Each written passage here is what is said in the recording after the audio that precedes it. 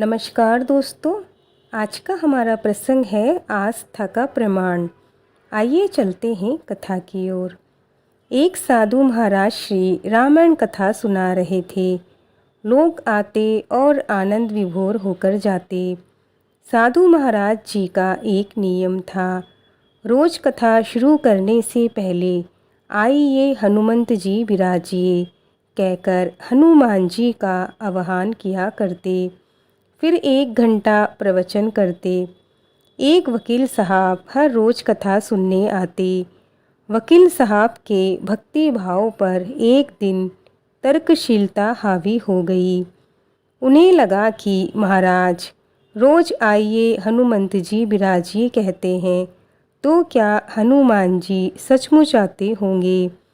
अतः वकील साहब ने महात्मा जी से पूछ ही डाला, महाराज जी आप रामायण की कथा बहुत अच्छी कहते हैं, हमें बड़ा आनंद आता है, परंतु आप जो गद्दी प्रतिदिन हनुमान जी को देते हो उस पर क्या हनुमान जी सचमुच विराजते हैं। साधु महाराज ने कहा, हाँ, यह मेरा व्यक्तिगत विश्वास है कि राम कथा हो रही हो तो हनुमान जी अवश्य पधारते हैं। वकील साहब ने कहा, महाराज ऐसे बात नहीं बनेगी। हनुमान जी यहाँ आते हैं, इसका कोई सबूत दीजिए। आपको साबित करके दिखाना चाहिए कि हनुमान जी आपकी कथा सुनने आते हैं। महाराज जी ने बहुत समझाया, भैया आस्था को किसी सबूत की कसौटी पर नहीं कसना चाहिए। यह तो भक्त और भगवान के बीच का प्रेम रस है, व्यक्तिगत श्रद्धा का विषय है। आप कहो तो मैं प्रवचन करना बंद कर दूं, या फिर आप कथा में आना छोड़ दो। लेकिन वकील साहब नहीं माने, कहते ही गए, आप कई दिनों से दावा करते आ रहे हैं, यह बात और स्थानों पर भी आप बोलते होंगे, इसीलिए महाराज आपको तो आज साबित करना ही होगा, हनुमान जी कथा सुनने आते हैं।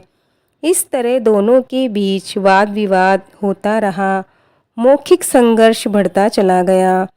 हार कर साधु महाराज ने कहा, हनुमान जी है या नहीं उसका सबूत कल मैं दिखाऊंगा। कल कथा शुरू हो तब प्रयोग करूंगा। जिस गद्दी पर मैं हनुमान जी को विराजने के लिए बोलता हूँ, आप उस गद्दी को आज अपने घर ले जाना। कल अपने साथ उस गद्दी को लेकर आना। फिर मैं कल गद्दी यहाँ रखूँगा। कथा से पहले हनुमान जी को बुलाएंगे, फिर आप गद्दी ऊंची उठाना। यदि आपने गद्दी ऊंची कर दी तो समझना हनुमान जी नहीं है। वकील साहब इस कसौटी के लिए तैयार हो गए।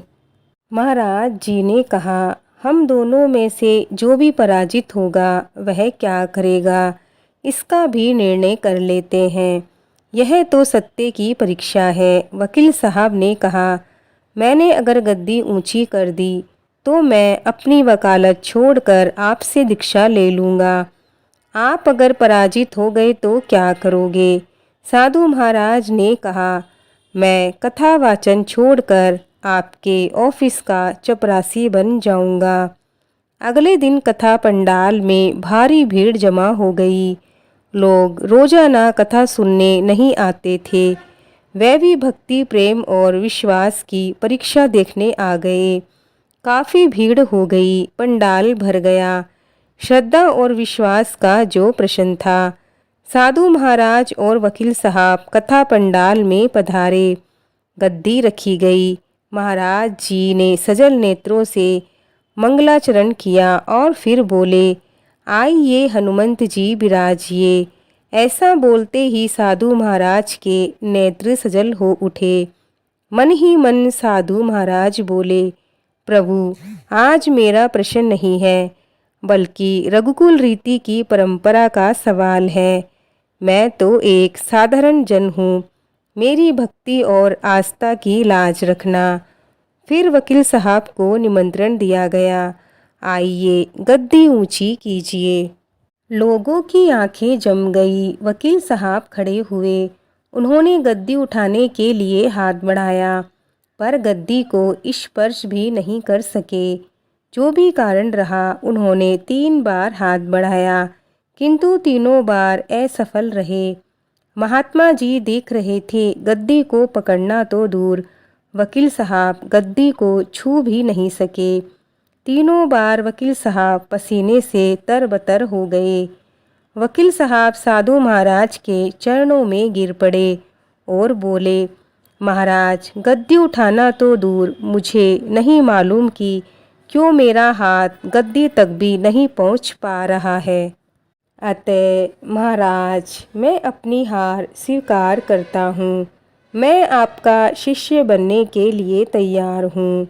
कहते हैं कि श्रद्धा और भक्ति के साथ की गई आराधना में बहुत शक्ति होती है। मानो तो देव, नहीं तो पत्थर। प्रभु की मूर्ति तो पाषाण की ही होती है, लेकिन भक्त के भाव से उसमें प्राण प्रतिष्ठा होती है, तो प्रभु विराजते हैं। दोस्तों, ये कथा यहीं पूर्ण होती है। बोलो हनुमान जी महाराज की जय।